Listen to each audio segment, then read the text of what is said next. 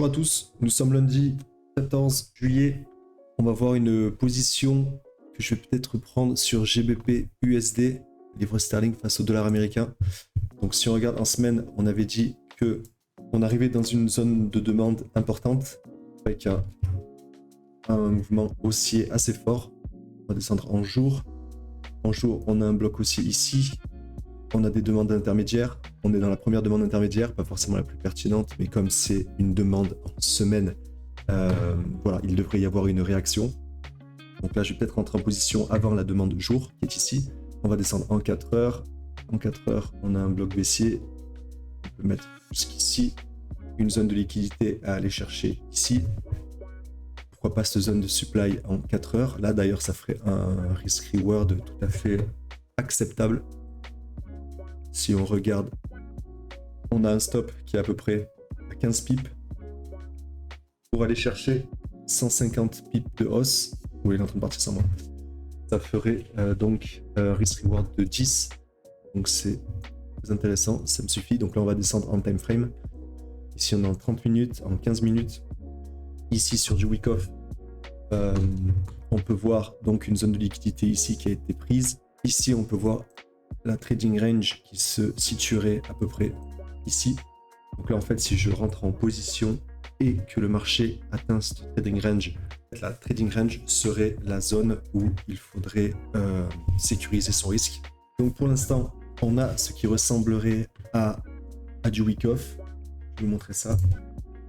Donc on aurait la création d'une zone de liquidation, une liquidation ici, première liquidation, une deuxième liquidation. Ici, on pourrait avoir un break of structure. Je crois que j'ai une couleur pour ça. Trading range, ok, celle-ci, elle va aller là-haut. Trading range ici, break of structure ici. Donc ici, nous avons le dernier bloc baissier. Donc à ce moment-là, plusieurs possibilités pour rentrer en position. Là, je me suis mis à peu près à la moitié de l'order block. Donc on va voir ce que le marché va faire. Pour l'instant, il y a juste à patienter. J'ai une alerte en 5 minutes. En 5 minutes, j'ai mis une alerte juste en dessous de mon point d'entrée. Une alerte ici au-dessus. Car si on casse ce plus haut, on pourra aller chercher des points d'entrée sur ce nouveau bloc haussier qui va se créer ici. Donc voilà, pour l'instant, il y a juste à attendre une accumulation qui peut être en formation. À voir, patience. Petit point sur Ethereum, j'en avais parlé samedi dans l'analyse. Donc en semaine, on arrive dans une supply importante, donc ça peut être intéressant, toujours sur les shorts, donc ça reste de la contre-tendance. Il faut faire attention, bien que là une réaction quand même est très probable. Donc on va voir ce qui se passe. Donc je vous avais dit aussi que j'avais pris une position. J'ai pris un stop, un léger stop dessus. On va voir ça rapidement. Alors pourquoi j'ai dit léger stop? Parce que ce n'était pas un stop plein, dans la mesure où je l'ai rapproché après la cassure, comme j'ai dit sur la vidéo. Donc vendredi, j'ai essayé de shorter ici, au moment où on a touché supply en semaine. Donc si on est 4 heures, on va se rapprocher, on va rapidement aller voir où est-ce que c'était. 1 heure, ça devrait être pas mal. Vendredi, c'était ici, donc vendredi, je suis rentré, j'ai regardé les marchés. La bougie de 17 heures, c'est celle-ci, où on casse ici ce point bas. On avait ce bloc là. Donc j'ai voulu aider un retour baissier jusqu'à la demande H4 ici, voire celle-ci. Voir, je crois que mon stop au début était sur la demande journalière qui est ici. Donc ça c'est un risk reward plutôt très intéressant. Si on descend en 30 minutes, même 15 minutes, voilà, donc ici on avait cette prise de liquidité cette zone formation de liquidité qui me plaisait pas trop, d'aller la chercher ici. Mais avant ça, donc j'avais dit que pour moi le point important était celui-ci. Qu'au moment où on le casserait, j'avais une alerte dessus, il faudrait agir. J'ai pas agi tout de suite, dans le sens où là, ensuite, je dormais. Et le matin, quand j'ai eu le marché qui était là, qui se traînait un peu, j'ai pas pris de risque, j'ai mis le stop juste ici. Donc voilà, donc je suis pas ressorti flat, je suis ressorti avec un moins 0,2. Donc moins 0,2 de risque reward, sachant que ici c'était le 1. Je crois que mon entrée devait être par ici. Donc ici le stop était plein. Donc ici voilà, je vais être à peu près à 0,2. Donc j'ai été stoppé par ici. Voilà, donc le stop sur Ethereum. Donc là, cette prise de liquidité ici, très joli. Ensuite, on rentre maintenant plus profondément dans la zone de demande. Donc là, bon, ben, je vais encore aller chercher des shorts. Hein, s'il se passe des choses intéressantes aujourd'hui. Pour l'instant, qu'est-ce qu'on a? En 1 heure, on a des blocs haussiers qui se forment. Un ici, un ici. Donc pour l'instant, aucune raison de shorter en 1 heure. Toujours haussier. Donc sur la plupart des time frames. En fait là, si on veut shorter avec un Ethereum haussier comme ça va bien sûr commencer par des time frames plus petites. Donc voilà, petit à petit on va descendre. 30 minutes, toujours rien à signaler, même au niveau du week-off. Après, est-ce que ça pourrait être une grande distribution? On va remonter un peu. Jour, 4 heures, 1 heure. En 1 heure, ça peut être intéressant. On range ici. Ici, on a une belle impulsion. 1 heure, ce point ici est intéressant. Ok, c'est trop tôt pour le dire. Ok, donc pour l'instant, rien de bien intéressant, pas grand chose à faire pour moi. Je vais attendre, je vais poser des alertes et attendre, voir ce qui va se passer. Il est 15h, petit point rapide, une heure avant le marché US. Je suis en position sur le GBP USD. Mon stop est en dessous des plus bas. J'ai une alerte sur les plus hauts ici. Si jamais on le traverse, je déplacerai mon stop ici.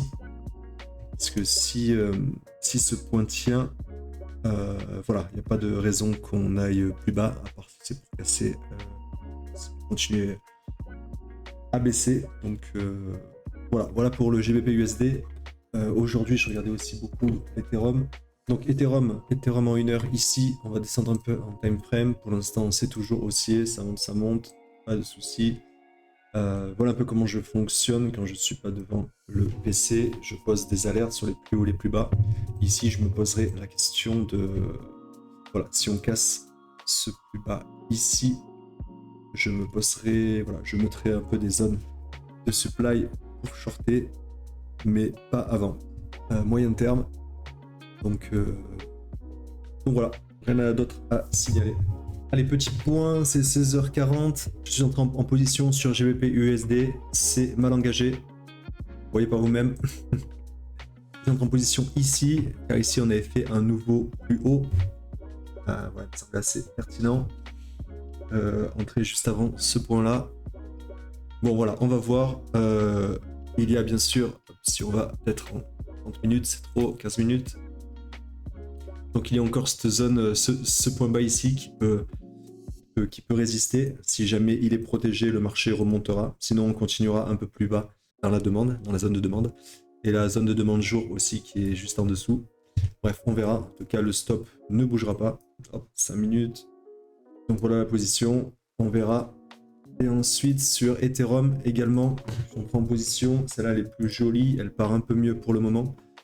Alors voici. Alors ici, voilà une potentielle zone de distribution. Donc dans la vidéo d'avant, je ne sais plus trop ce que je disais. Ici, on a cette zone, si on va peut-être en 15 minutes. Ouais, 15 minutes, elle est plus jolie. Ici, cette zone qui a tenu. Ensuite, je suis là, on voit qu'on a fait un nouveau plus bas. Ici, on a formé une zone de liquidité avec un double bottom. Donc là, celle-là, je l'ai en 5 minutes. Donc voilà, donc à partir de là, ça devenait quand même plutôt intéressant. On avait une zone de demande ici qui pouvait réagir. Donc en effet, elle a réagi. Je suis rentré un peu plus tôt avec un stop ici.